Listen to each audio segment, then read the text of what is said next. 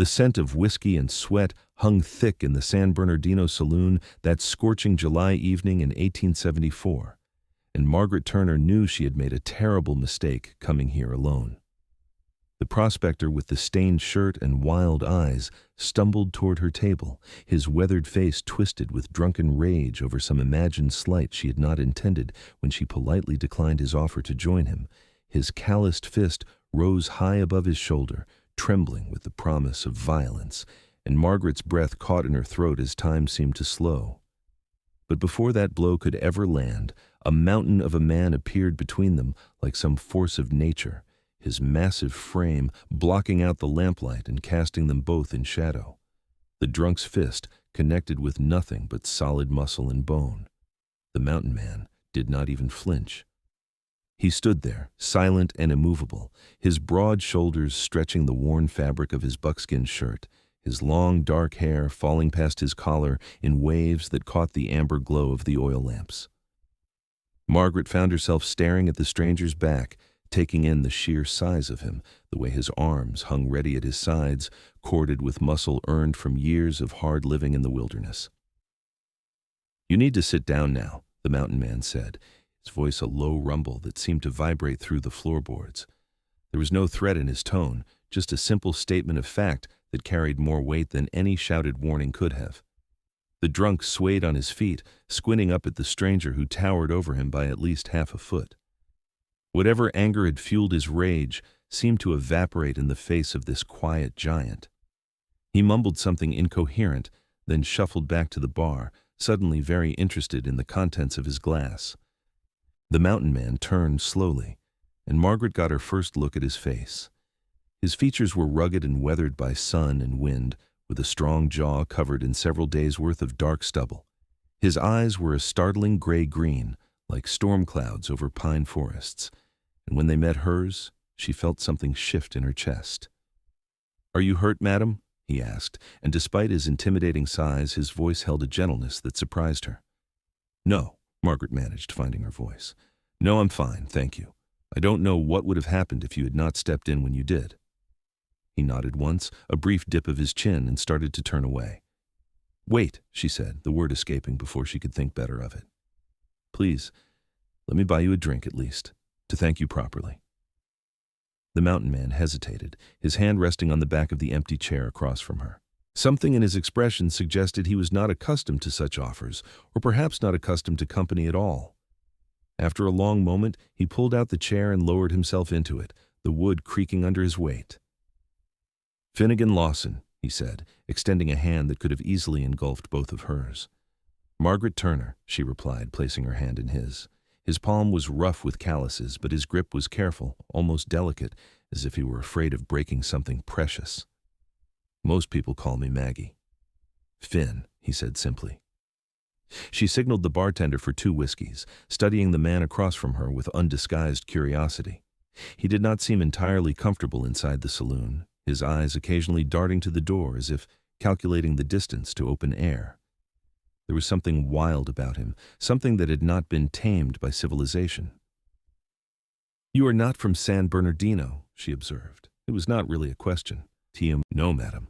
Just passing through. Brought some furs down from the mountains to trade. Figure I will stock up on supplies and head back up before the week is out." "You live up in the mountains alone?" Finn nodded, accepting his whiskey from the bartender with a quiet word of thanks. "Got a cabin about 2 days' ride north of here. It suits me well enough." Margaret took a sip of her own drink, welcoming the burn that steadied her nerves. "That sounds terribly lonely." "Peaceful, more like," Finn said, but there was something in his eyes that made her wonder if he truly believed that. "What brings you to San Bernardino, Miss Turner? You do not seem the type for saloon life." She laughed at that, a soft, bitter sound. "You're right about that. I came here 3 months ago from Philadelphia. My father died last year and left me with nothing but debts. A family friend knew of a teaching position here, said California was full of opportunities for someone willing to work hard." She paused, tracing the rim of her glass with one finger. "The teaching position fell through. The town already had a school teacher, and they were not looking to replace him. But I was here, and I had spent what little money I had on the journey west, so I took work where I could find it." "What kind of work?" I clean rooms at the boarding house, I take in sewing, I serve meals at the restaurant on Main Street. She met his eyes steadily. Honest work, all of it, but it barely keeps me fed and housed. Finn was quiet for a long moment, turning his glass between his large hands. That drunk. What set him off? He wanted me to sit with him, suggested I might earn better money providing different kinds of company to lonely men. Her jaw tightened at the memory. I told him I was not that kind of woman. He did not take it well. The muscle in Finn's jaw flexed, and his hands tightened around his glass. Some men do not know how to hear the word no. And some men know how to act like human beings, Margaret said, meeting his eyes. Thank you again, Mr. Lawson, truly. Finn, he corrected gently, just Finn. They talked for another hour, the conversation flowing more easily than Margaret would have expected. Finn was not a man of many words, but when he spoke, his observations were thoughtful and often laced with a dry humor that caught her off guard. He told her about life in the mountains, about tracking elk through deep snow and fishing in streams so cold and clear you could count the stones on the bottom. She told him about Philadelphia, about the brick row house where she had grown up, about her father's bookshop, and the smell of old leather and paper that she still missed sometimes. When the saloon began to empty for the night, Finn insisted on walking her back to the boarding house. They stepped out into the night air, which was only marginally cooler than the stifling heat of the day. The stars overhead were brilliant, unfettered by the smoke and haze that had always dimmed them in Philadelphia. It is beautiful here, Margaret said softly, tilting her face up to the sky. I will give California that much. The sky is like nothing I have ever seen. You should see it from up in the high country, Finn said. No town lights at all, just you and the stars and the whole world spread out below. They walked in comfortable silence down the dusty street, past darkened storefronts and the occasional saloon still glowing with lamplight. When they reached the boarding house, Margaret turned to face him, suddenly reluctant for the evening to end. Will I see you again before you leave? She asked, then felt her cheeks warm at her own boldness. Finn looked down at her and something in his expression softened. I would like that if you are willing. I will be in town a few more days at least. I serve breakfast and lunch at Rosie's restaurant on Main Street, the one with the blue shutters. I know the one. Come by tomorrow if you can. Breakfast is on me. The corner of his mouth lifted in what might have been the beginning of a smile. Good night, Miss Turner. Maggie, she corrected, echoing his earlier words. Just Maggie. Good night, Maggie.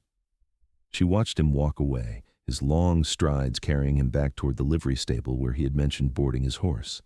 Even in the darkness, he was an imposing figure, broad and solid, and utterly unlike anyone she had ever known in her carefully ordered Philadelphia life. Inside her small room on the second floor of the boarding house, Margaret changed into her nightgown and lay awake in the darkness, listening to the distant sounds of the town settling in for the night. She thought about gray-green eyes and gentle hands that could probably snap a man in half, but had held hers with such care.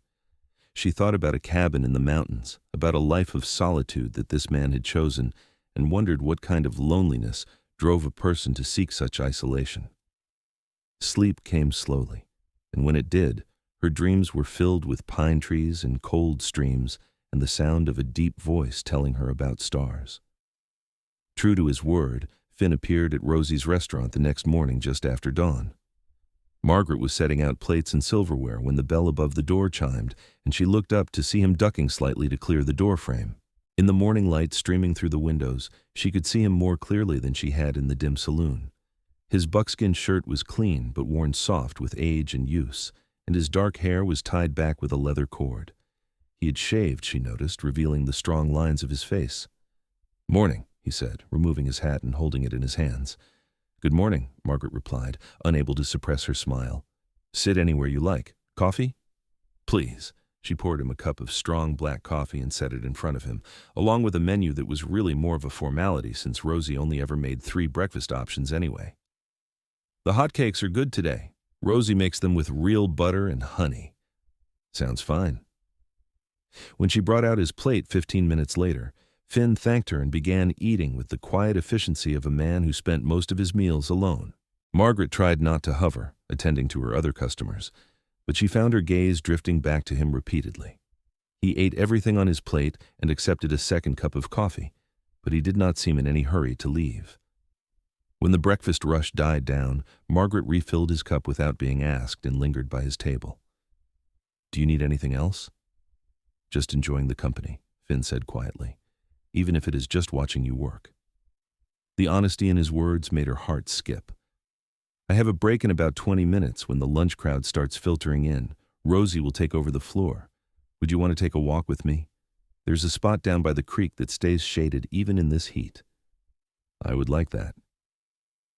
They walked together through the dusty streets of San Bernardino, past the general store and the blacksmith shop, past the small church with its whitewashed walls and simple cross. Margaret led him down a narrow path that wound between scrub brush and twisted Joshua trees, until they reached a shallow creek bed where a few stubborn willows clung to life. "It is not much," she admitted, settling onto a flat rock in the shade. "But it is cooler here than anywhere else in town." Finn sat beside her, his long legs stretched out in front of him. "It is nice. You come here often?" "When I can, when work allows. Sometimes I bring a book and read for a while." She glanced at him sideways. "I imagine it seems silly compared to your mountain streams." "Not silly at all. You make the best of what you have. That is more than most people can say." They sat in comfortable silence for a while, listening to the trickle of water over stones and the buzz of insects in the brush. Margaret found herself acutely aware of how close he was sitting, of the warmth radiating from his body in the already hot morning air. "Can I ask you something?" she said finally. "Sure. Why do you live alone up there? You said it was peaceful, but there must be more to it than that." Finn was quiet for so long that she thought he might not answer. When he finally spoke, his voice was low and measured. "I was married once, long time ago now. Her name was Sarah. We had a little place outside of Denver, trying to make a go of farming, but the land was hard and the winters were harder, and one winter Sarah got sick. Fever took her in 3 days." He paused, his jaw working. "I could not save her, could not do a damn thing but watch her slip away. After that I could not stay there. Sold everything, took to the mountains, and never looked back." Margaret's hand found his without conscious thought, her fingers curling around his rough palm. "I'm so sorry, Finn. It was 10 years ago. I've made my peace with it mostly, but I learned that I am better on my own, safer that way, for everyone." "Safer how?" "Cannot lose someone if there is no one to lose," he said simply. Margaret squeezed his hand. "That's not living, though. That is just surviving." He turned to look at her then, really look at her, and the intensity in his gray-green eyes made her breath catch. "What about you? You left everything you knew to come out here. That takes courage." "Or desperation," she said with a rueful smile. "I'm not sure courage had much to do with it." "I think you are braver than you give yourself credit for." Before she could respond, the distant sound of a bell clanging from the restaurant reminded her that her break was over. She reluctantly pulled her hand from his and stood, brushing dust from her skirt. "I have to get back. Lunch service starts soon." Finn rose with her, settling his hat back on his head. "Can I see you again? Tonight, maybe?" "I finish at the restaurant at 6. There's a social at the church tonight. Nothing fancy, just music and dancing and some food. Would you want to come with me?" He hesitated, and she could see the internal struggle playing out across his features. A man who had spent 10 years alone in the mountains was not likely to feel comfortable in a crowd. But finally, he nodded. "All right, I will pick you up at your boarding house at 7? "Perfect." She watched him walk away, her hand still tingling from the warmth of his. Something was happening between them, something that felt both terrifying and inevitable, like a storm building on the horizon. She had come to California to escape her past and build a new life, but she had never imagined that new life might include a man like Finn Lawson. That evening, Margaret took extra care with her appearance, pinning her dark auburn hair up in a style that took longer than she could really afford, and wearing her best dress, a soft green cotton that brought out the color of her eyes. It was 3 years old and had been mended twice, but it was clean and pressed and made her feel almost pretty. When Finn knocked on her door at precisely 7, she found him transformed. He wore clean denim pants and a white shirt that stretched across his muscular chest and shoulders, and his dark hair was still damp from washing. He had shaved again, and the scent of soap clung to him. "You look beautiful," he said, the words simple but sincere. Thank you. You clean up pretty well yourself." They walked together to the church, where lanterns had been strung up in the yard and someone was already playing a fiddle. Tables laden with food lined one wall, and people clustered in small groups talking and laughing. Margaret felt Finn tense beside her as they approached, his discomfort palpable. "We do not have to stay long," she murmured. "Just make an appearance, have some food, maybe one dance." "I am not much of a dancer." "Neither am I. We will figure it out together." They filled plates with fried chicken and cornbread and found a relatively quiet spot at the edge of the gathering. Margaret introduced Finn to a few of the other women from the restaurant, and he was polite, if not exactly talkative. She could see how much this cost him, how far outside his comfort he had ventured, and her heart swelled with gratitude that he had done this for her. When the fiddler struck up a waltz, Margaret set down her plate and held out her hand. "Dance with me?" Finn looked at her hand like it was a trap, but he took it anyway, allowing her to lead him to the area where other couples were already swaying to the music. He placed one large hand at her waist and took her other hand in his, and they began to move.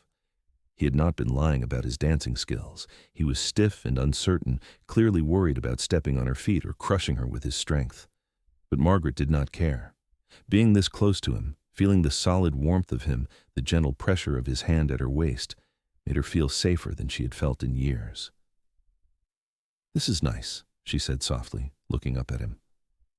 "Yeah," he agreed, and some of the tension seemed to drain from his shoulders. "Yeah, it is." They danced through 2 more songs, growing more comfortable with each other's rhythm. When the fiddler took a break, they wandered to the edge of the churchyard where the darkness was deeper and the noise of the crowd faded to a pleasant hum. "Thank you for coming tonight," Margaret said. "I know this is not your kind of thing." "I would not have missed it," Finn replied. He reached up and tucked a strand of hair behind her ear, his fingers lingering against her cheek. "Maggie, I need to tell you something. I'm supposed to be leaving in 2 days. That was the plan. Get my supplies and head back up to the cabin." Her stomach dropped. She had known he was only here temporarily, but hearing him say it made it real in a way it had not been before. "I understand. I do not want to go." The words hung between them in the warm night air. Margaret looked up at him, her heart hammering against her ribs. "Then do not. It is not that simple. My life is up there. My cabin, my traps, everything I have built over the past 10 years. And what do you have here?" "You," he said quietly. "If you will have me." Margaret felt tears prick at the corners of her eyes. "Finn, we have known each other for 2 days. I know. I know it is crazy.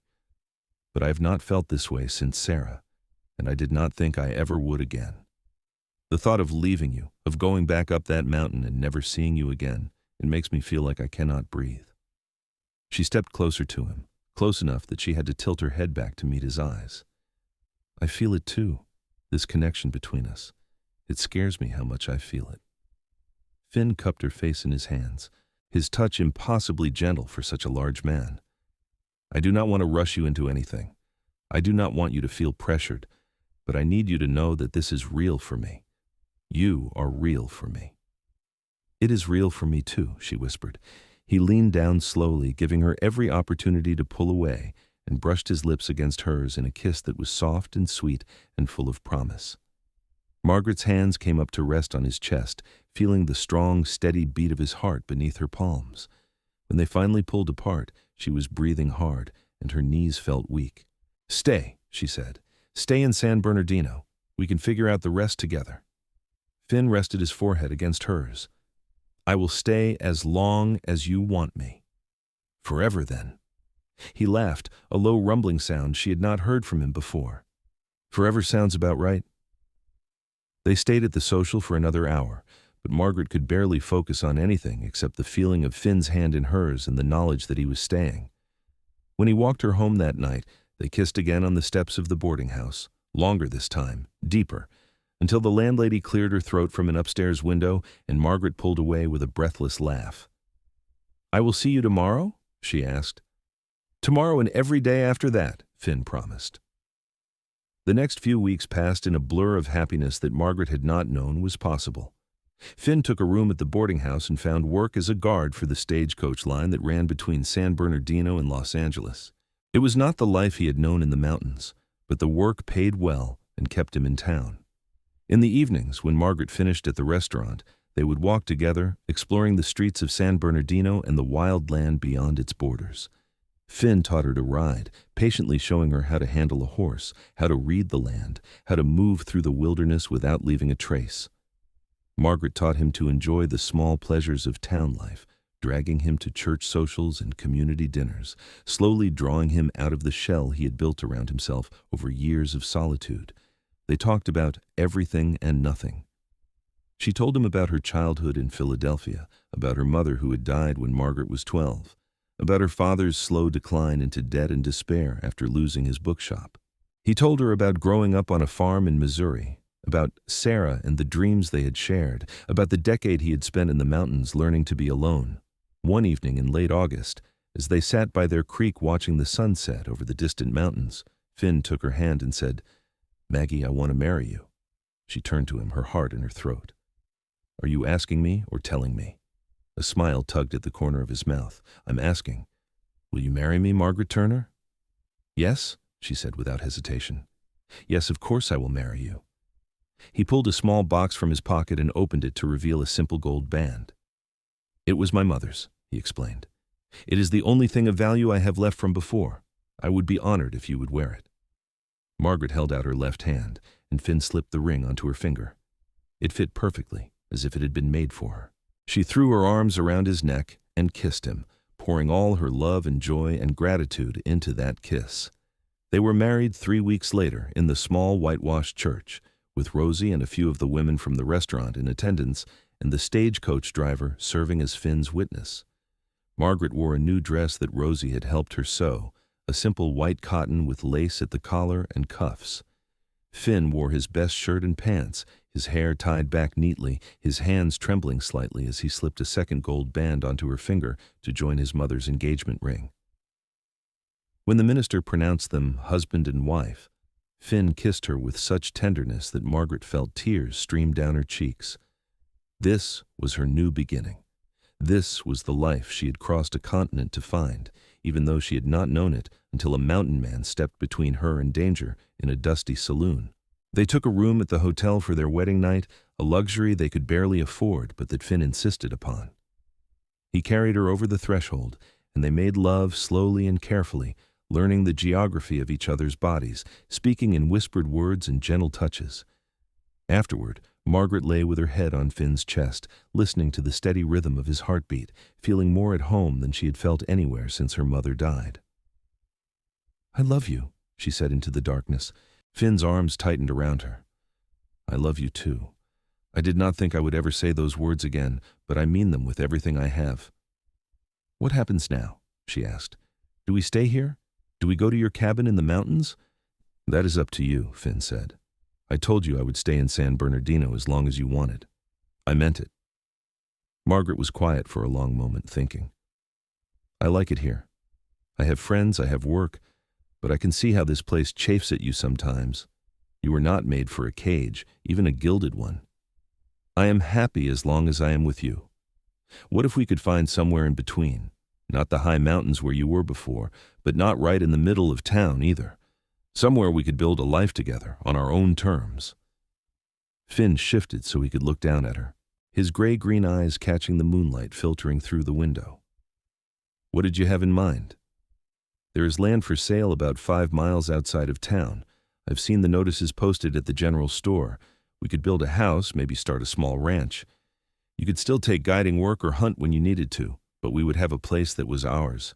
A real home." She could see him turning the idea over in his mind, weighing it against his instinct for solitude. Finally, he nodded. "I think that sounds perfect. We could make it work, build something together." "Together," Margaret echoed, sealing the word with a kiss. They spent the next several months saving every penny they could, with Finn taking on extra shifts with the stagecoach line and Margaret working longer hours at the restaurant. By November, they had enough to make a down payment on 20 acres of scrubland about an hour's ride from San Bernardino proper. It was not much to look at, just dust and sage and scattered Joshua trees. But there was a natural spring on the property and the bones of an old adobe structure that could be rebuilt. Finn threw himself into the work of building their home with the same quiet intensity he brought to everything. He repaired the adobe walls and added a second room, installed a proper wood floor and a stone fireplace, built furniture from rough-hewn timber that his hands shaped into something beautiful. Margaret helped where she could, learning to mix adobe and lay stones, sewing curtains and cushions to make the stark space feel like home. By Christmas, they were able to move into the house. It was small and simple, but it was theirs, paid for with their own labor and love.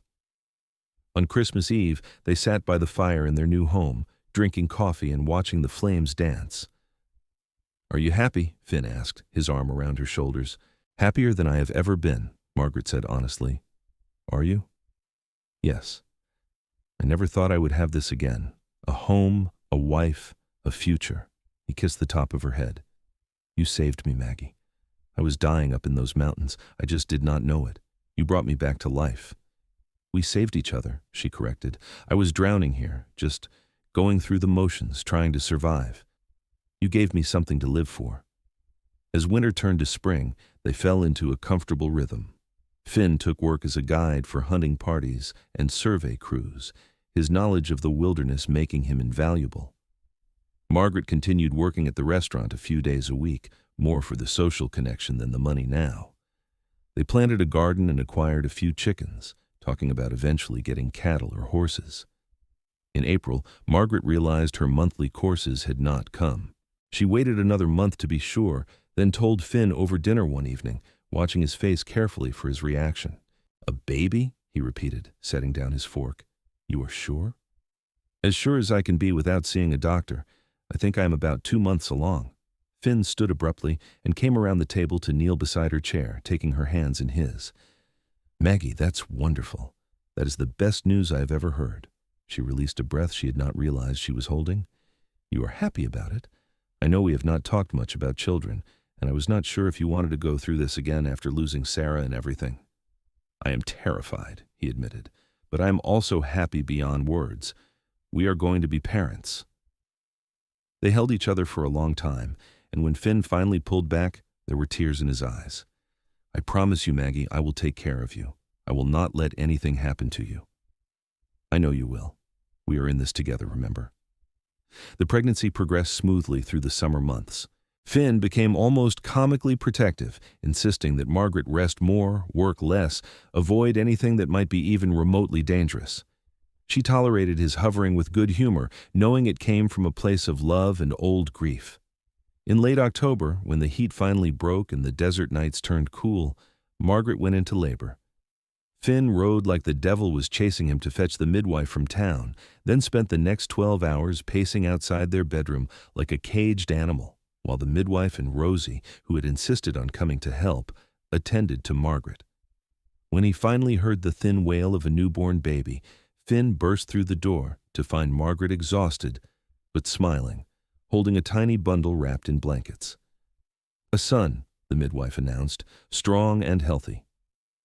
Finn approached slowly, as if afraid he might break the spell.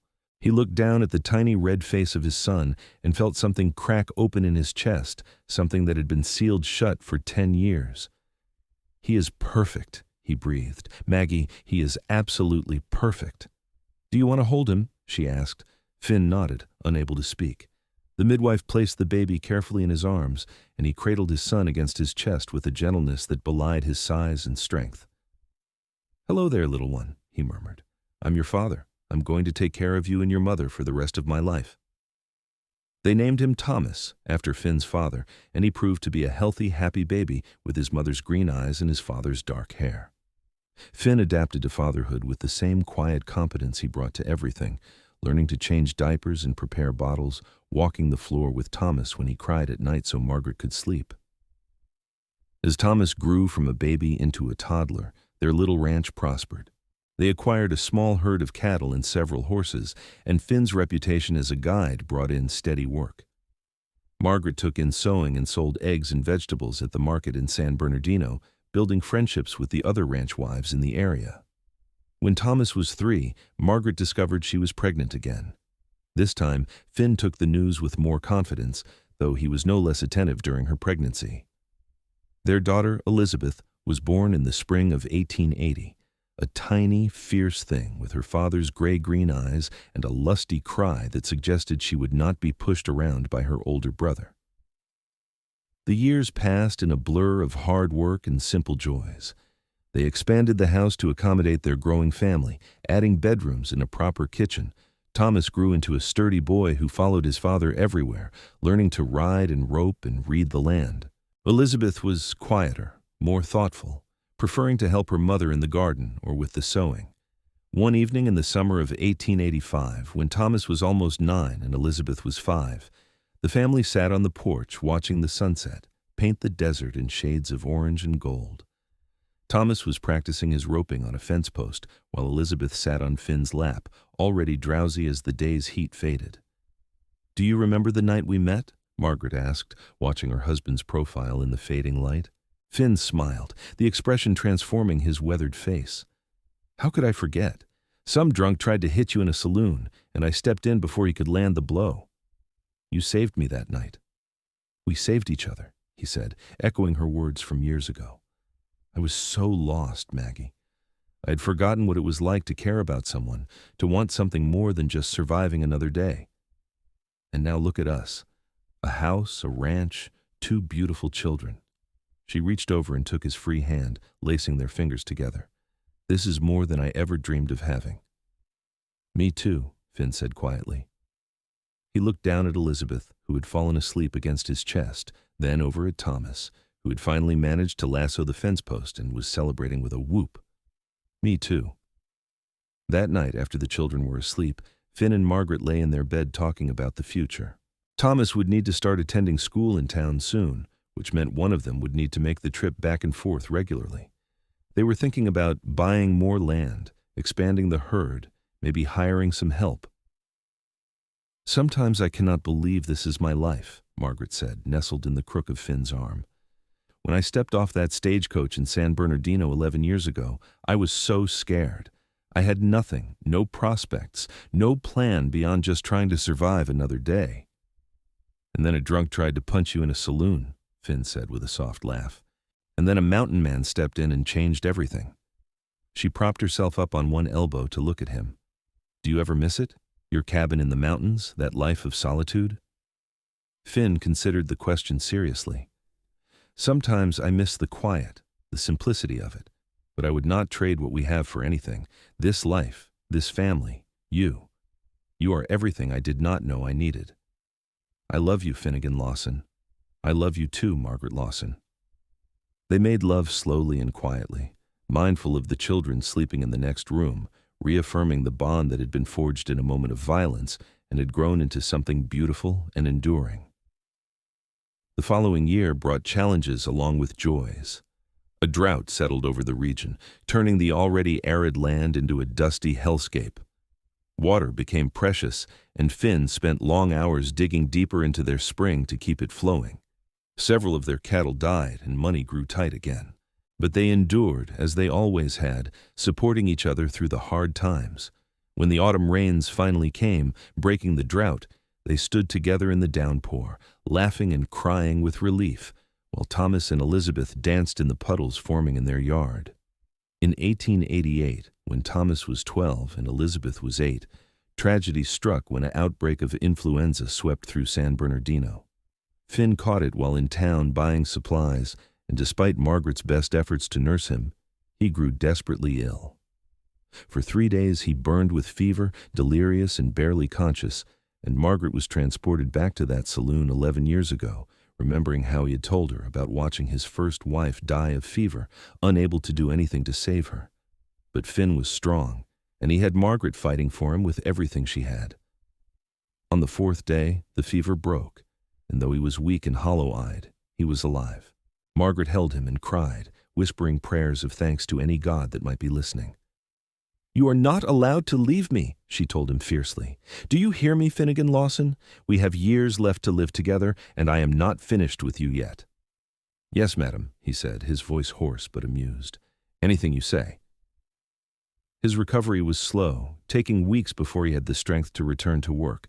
But the experience brought them even closer, reminding them both how precious and fragile life could be. As the 1890s dawned, their children grew into remarkable young people. Thomas, now a teenager, was the image of his father in temperament and build, already tall and broad-shouldered, with a natural way with horses and cattle. He talked about becoming a rancher like his parents, maybe buying his own land someday. Elizabeth, quieter and more bookish, surprised them all by announcing at age 10 that she wanted to be a teacher.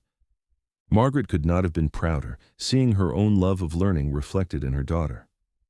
They arranged for Elizabeth to attend a better school in Los Angeles, boarding with a family friend during the week and coming home on weekends. Finn struggled with having his daughter away from home, but he supported her dreams, just as he supported everything his family wanted. "She is going to do great things," he told Margaret one evening after Elizabeth had returned to Los Angeles for the week. "She has your intelligence and your determination. She's going to change the world." "She gets some of that from you too," Margaret said. "The determination part, at least, and the protective nature. You should have seen her standing up for a younger student who was being bullied. She sounded exactly like you." Finn laughed at that, shaking his head. "God help us all if she has my temper to go with it." "She has your heart," Margaret corrected. "That is what matters." In 1895, when Margaret was 42 and Finn was 48, they celebrated their 20th wedding anniversary. Thomas, now 19 and running the ranch alongside his father, organized a surprise party at the house, inviting friends and neighbors from all over the county. Rosie came from the restaurant in town, now retired but still spry. The stagecoach driver who had stood as Finn's witness at their wedding brought his own family. Even the old midwife who had delivered both their children made the journey. As Margaret looked around at the gathering, at the life they had built from nothing but hope and hard work and love, she felt overwhelmed with gratitude. This was what she had been searching for when she boarded that train in Philadelphia all those years ago. This was home. Finn stood and raised his glass, calling for quiet. 20 years ago, I married the most beautiful, stubborn, brilliant woman I have ever known. I was a broken man living alone in the mountains, convinced I was better off without anyone.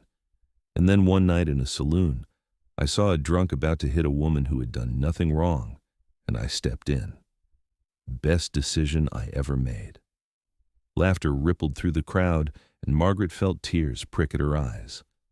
"Maggie, you saved my life," Finn continued, his eyes locked on hers. "You gave me a reason to come down from that mountain and rejoin the world. You gave me a home, a family, a future I never thought I would have. Every day with you has been a gift. Here is to 20 more years, and then 20 more after that." "To Finn and Maggie!" someone shouted, and the cry was taken up by the whole gathering. Later, when the guests had departed and Thomas had taken Elizabeth back to town for the week, Finn and Margaret sat together on their porch, watching the stars come out over the desert. "Do you remember that night by the creek," Margaret asked, "when you told me you did not want to leave San Bernardino because of me? We had known each other for 2 days. "I remember. You told me it was crazy." "It was crazy," she laughed. "But it was also the sanest thing I have ever done, saying yes to you." Finn pulled her closer, wrapping his arm around her shoulders. "I knew from that first night that you were special. The way you carried yourself, the strength in you, despite everything you had been through. I could not walk away from that. I am glad you did not. I am glad you stepped between me and that drunk, even though he was too far gone to really hurt me. I am glad you stayed. I am glad for all of it." They sat in comfortable silence, the kind that only comes from two people who have spent decades learning each other's rhythms and silences. The desert night was cool and clear, and somewhere in the distance, a coyote called to its mate. "What do you think happens next?" Margaret asked. "Thomas will get married eventually, probably sooner rather than later given how he looks at the Morrison girl. Elizabeth will finish her schooling and become a teacher. We will become grandparents." "Sounds about right," Finn agreed. "And we will be here, holding down the ranch, spoiling our grandchildren, growing old together." "Together," Margaret echoed, "always together."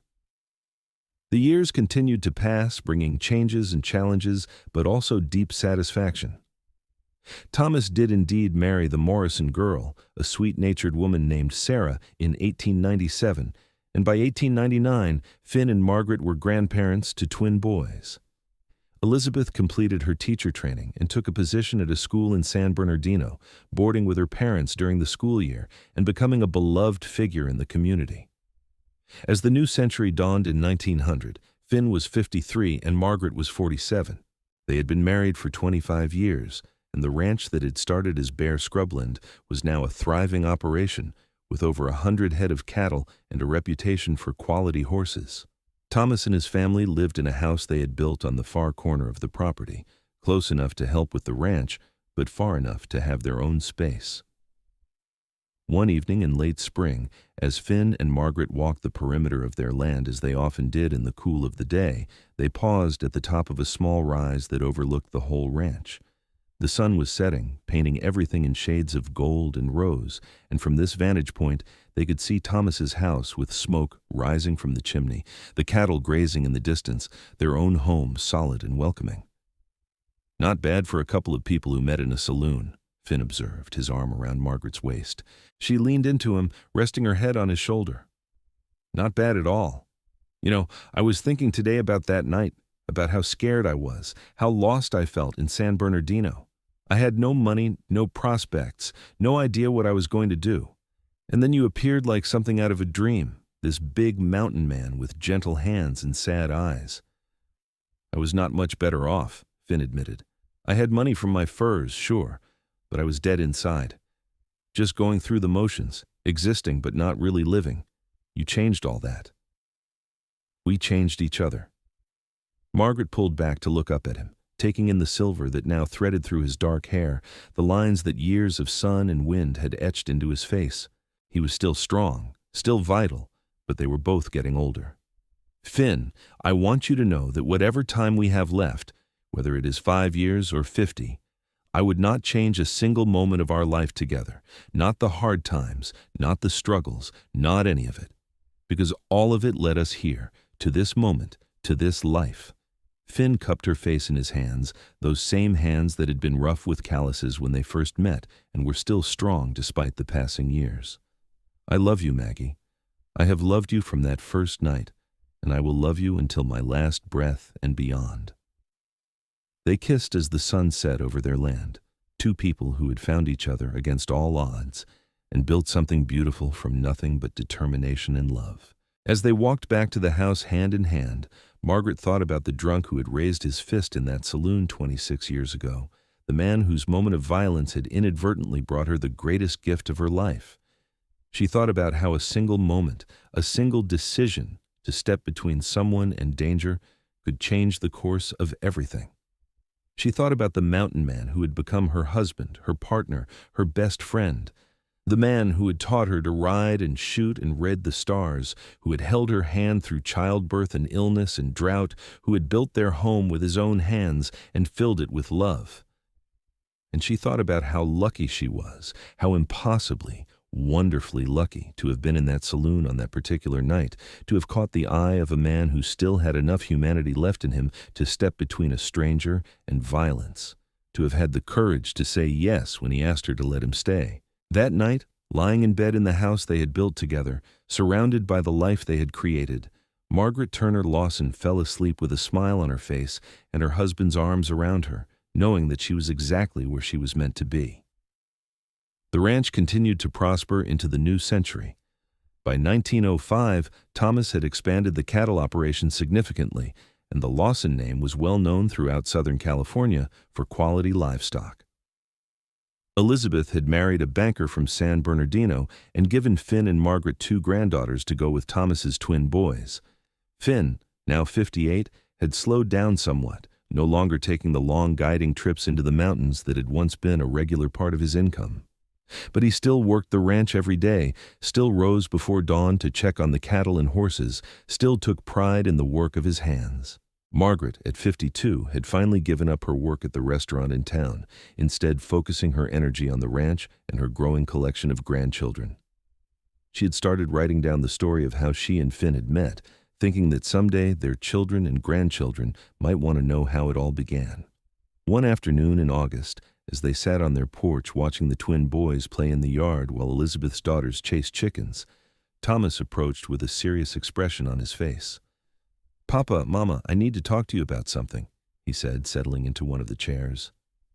"What is it, son?" Finn asked, setting down the piece of leather he had been working. "Sarah and I have been talking, and we have been looking at some land up near Riverside. It is good cattle country, plenty of water, room to expand. We are thinking about buying it, starting our own operation." Margaret felt a pang in her chest, even though she had known this day would come eventually. "That is wonderful, Thomas. You have learned everything you need to know to run your own ranch." "The thing is," Thomas continued, looking uncomfortable, "the land is not close by. It would mean moving away from here, probably only seeing you a few times a year." Finn was quiet for a long moment, his expression unreadable. Finally, he said, "Thomas, your mother and I did not build this ranch so you would feel obligated to stay forever. We built it to give you a foundation, a place to learn and grow. If you are ready to build something of your own, then you should do it with our blessing." "You are not upset?" "Of course we are upset," Margaret said with a watery smile. "You are our son, and we will miss you and Sarah and the boys terribly. But we are also proud of you. You are doing exactly what you should be doing, making your own way in the world." Thomas stood and embraced them both, and Margaret could feel him shaking slightly. "Thank you. Thank you for everything you have taught me, everything you have given me. I would not be who I am without you." After Thomas left to share the news with Sarah, Finn and Margaret sat quietly, processing the change that was coming. "The house is going to feel awfully empty," Margaret said finally. "We still have each other," Finn reminded her. "We started with nothing but each other, remember? We will be fine." And they were. When Thomas and his family moved to Riverside that fall, it was bittersweet, but also exciting to see their son embarking on his own adventure. Elizabeth remained nearby with her family, and the ranch continued to operate, though on a smaller scale, now that it was just Finn and Margaret and a couple of hired hands. In some ways, it felt like coming full circle. They were back to where they had started, just the two of them working the land, building a life together. Only now they had decades of shared history, a wealth of memories, and the satisfaction of knowing they had raised good children who were making their own marks on the world. One evening in the fall of 1907, Finn came in from checking on the horses to find Margaret sitting at the kitchen table, papers spread out in front of her, tears streaming down her face. "Bale?" "Maggie, what is wrong?" he asked, immediately at her side. She looked up at him and smiled through her tears. "Nothing is wrong. I was just reading what I have written about our story, about how we met and fell in love and built this life." "Finn, it is such a good story. Such an unlikely, beautiful story." He sat down beside her and pulled her into his arms. "It is the best story I know, and we are not done writing it yet." "No," she agreed, wiping her eyes. "We are not done yet." They sat together as the light faded outside, holding each other close, grateful for every moment they had been given and every moment still to come. As Finn approached 60 and Margaret neared 55, they began to make plans for the future. The ranch would be left to Thomas and Elizabeth to divide between them when the time came. They had savings put aside, enough to live comfortably even if they could no longer work the ranch themselves. And they had each other, which was all they had ever really needed. In the spring of 1910, they celebrated their 35th wedding anniversary with a quiet dinner at home, just the two of them. Elizabeth had offered to arrange a party, but they had declined, preferring the intimacy of being alone together. 35 years, Margaret marveled, raising her glass. Where did the time go? Not sure, Finn admitted, but I do not regret a single day of it. Not even the hard times, the drought, the fever, all the struggles? Especially not the hard times, he said seriously. Those are what proved we could weather anything together. Those are what made us strong. They clinked their glasses together and drank. Then Finn stood and held out his hand. Dance with me, Margaret laughed. There is no music. Do not need music, just need you. She took his hand and let him pull her into his arms, and they swayed together in their kitchen, moving to a rhythm only they could hear. His hair was more silver than dark now, and her auburn had faded to a soft gray, but when she looked into his gray-green eyes, she saw the same man who had stepped between her and danger all those years ago. Thank you, she whispered. For what? for saving me, for staying, for loving me, for all of it." "Thank you for letting me," Finn replied, pressing a kiss to her forehead. "Thank you for seeing something worth saving in a broken mountain man." They danced until the candles burned low, holding each other close, grateful for every precious moment of the life they had built together. The years continued their steady march. Thomas's ranch in Riverside became successful, and he made sure to visit his parents several times a year, bringing his sons who were now young men themselves. Elizabeth's daughters grew into accomplished young women, one becoming a nurse and the other a teacher like her mother. Finn and Margaret settled into a comfortable routine in their later years. They kept a small garden and a few horses, but left the heavy ranch work to the younger men they employed. They spent their days together, talking and reading and simply enjoying each other's company. On a warm evening in June of 1915, as they sat on their porch watching the sunset as they had done thousands of times before, Finn reached over and took Margaret's hand. "I have been thinking," he said quietly. "About what?" "About that night in the saloon. About how one moment, one decision to step in when I could have just walked away, changed everything. If I had not been there that night, if I had decided to stay at the livery instead of getting a drink, if that drunk had picked a different woman to harass, our whole lives would have been different." Margaret squeezed his hand. "But you were there, you did step in, and here we are." "Here we are," he agreed. 40 years later, still together, still in love. I am the luckiest man alive, Maggie. You know that, right?" "I think we are both pretty lucky," she said softly. "We found each other when we both needed saving. We built something beautiful from nothing. We raised wonderful children and have amazing grandchildren. We have had 40 years of love and partnership and friendship. Not everyone gets that." "No," Finn said. "No, they do not." They sat in comfortable silence as the stars began to appear in the darkening sky. Somewhere in the distance, cattle lowed softly, and the desert wind whispered through the sage. It was peaceful, perfect, exactly as it should be. "Finn," Margaret said after a while. "Yes? If you could go back and do it all again, would you change anything?" He thought about it seriously, giving her question the consideration it deserved. Finally, he shook his head. "Not a single thing. Every moment, good and bad, led us here. I would not trade that for anything." "Me neither," she said, resting her head on his shoulder. "Me neither." As the last light faded from the sky and the desert night settled around them, Finn and Margaret Lawson sat together on the porch of the home they had built, surrounded by the life they had created, holding hands as they had been doing for 40 years and would continue to do for all the years to come. The drunk had raised his fist in a saloon in San Bernardino in 1874, and a mountain man had stepped between them before the blow could ever land. From that single moment of protection had grown a love story that spanned decades, weathered hardships, and produced a legacy of family and love that would continue long after they were gone. And as they sat together under the stars, Finn and Margaret knew that theirs was a story worth telling, a love worth celebrating, and a life worth living. Together, they had found everything they had been searching for and more. Together, they had come home.